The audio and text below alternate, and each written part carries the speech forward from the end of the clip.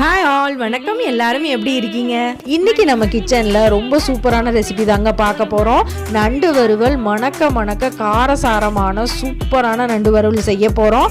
இதோட டேஸ்ட் அல்டிமேட்டாக இருக்குங்க. ரொம்ப ஈஸியாக செஞ்சிடலாம். Welcomes to Deep's delicious kitchen. இதுக்கு ஒரு அரை ஒன்று ரெடி பண்ணிக்கலாங்க. 4 5 பல் பூண்டு, அரை இன்ச்சு இஞ்சி, அரை டீஸ்பூன் மிளகு, அரை டீஸ்பூன் சீரகம், அரை டீஸ்பூன் அளவு சோம்பு எடுத்திருக்கோம். இது பார்த்தீங்கன்னா ஒரு 1/4 கிலோ அளவு நான் நண்டு எடுத்திருக்கேன். இது நல்லா வாஷ் பண்ணி எடுத்து தனியாக வச்சிடலாம். இது மண் சட்டியில் தாங்க செய்ய போகிறோம். மண் சட்டி சூடானதுக்கப்புறம் 2 டீஸ்பூன் நல்லெண்ணெய் சேர்த்திக்கலாங்க. இது நல்லா சூடாகட்டும். இது கூட 1/4 டீஸ்பூன் அளவு சோம்பு, 2 கொத்து கருவேப்பிலை சேர்த்திக்கலாம். 10 15 பல் சின்ன வெங்காயத்தை நான் உரித்து கட் பண்ணி சேர்த்திருக்கேங்க. இது கூட ஒரு பெரிய வெங்காயத்தையும் நான் ஸ்லைசஸாக கட் பண்ணி சேர்த்தி நல்லா வதக்கி விட போகிறேன். இது நல்லா வதங்கி நிறம் மாற வரைக்கும் நல்லா வதங்கி வரணும். அப்போ தான் டேஸ்ட் நல்லாயிருக்கும். இது சீக்கிரம் வதங்கிறதுக்கு இதுக்கு தேவையான உப்பு, 1/4 டீஸ்பூன் மஞ்சத்தூளும் சேர்த்து நல்லா வதக்கி விடுறேன். இது நல்லா வதங்கி வந்ததுக்கப்புறம் இது கூட நம்ம அரைச்சி எடுத்து வச்சிருக்கிற இஞ்சி, பூண்டு, சோம்பு, சீரகம், மிளகு கலவையும் இது நல்லா மைய அரைச்சி அதையும் சேர்த்து நல்லா வதக்கி விட போகிறேன். இதில் நல்லா பச்சை வாசம் போகிற வரைக்கும் நல்லா வதக்கி விடுங்க. அது நல்லா பச்சை வாசம் போய் எண்ணெய் பிரிஞ்சு வந்துருச்சு.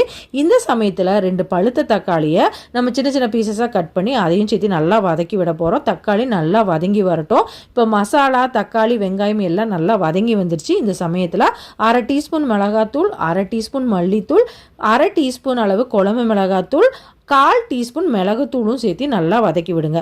இது நல்லா வதக்கி பச்சை வாசம் போனதுக்கப்புறம் நம்ம வாஷ் பண்ணி எடுத்து வச்சிருக்கிற நண்டையும் இப்போ சேர்த்திக்கலாம். நண்டு சேர்த்திட்டு 2-3 நிமிஷம் நல்லா மசாலாலையும் நல்லா வதங்கறதுக்கு நல்லா மிக்ஸ் பண்ணி விட்டதுக்கு அப்புறம் நம்ம மூழ்கிற அளவுக்கு தண்ணி சேர்த்திக்கலாங்க. தண்ணி சேர்த்து நல்லா கலந்து விட்டுட்டு இது கூட 1/4 டீஸ்பூன் கரம் மசாலா சேர்த்து உப்பு செக் பண்ணிவிட்டு தேவையான அளவு கல்லுப்பையும் சேர்த்து நல்லா கலந்து விட்டுடலாம். கலந்து விட்டுட்டு மூடி போட்டு ஒரு 5-6 நிமிஷம் நல்லா குக் பண்ணி எடுங்க.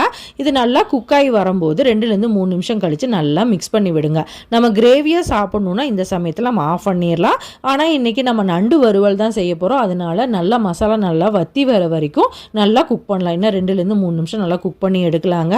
இப்போ மசாலா நல்லா வற்றி வந்துருச்சு. நீங்கள் வேறு பாத்திரத்தில் செய்கிற மாதிரி இருந்ததுன்னா இன்னும் ஒரு 2 நிமிஷம் குக் பண்ணணும். நான் மண் சட்டியில் செய்கிறதுனால இதில் சூடு தாங்கி நல்லா வறுவல் நல்லா வத்தி வரும். அதனால இந்த சமயத்தில் நான் 4-5 கொத்து கொத்தமல்லி இலைகளை கிள்ளி போட்டுக்கிறேன். 2 கொத்து கருவேப்பிலையும் நல்லா கிள்ளி போட்டுட்டு நான் அடுப்பு ஆஃப் பண்ணிட்டு மூடி வச்சிடுறேங்க.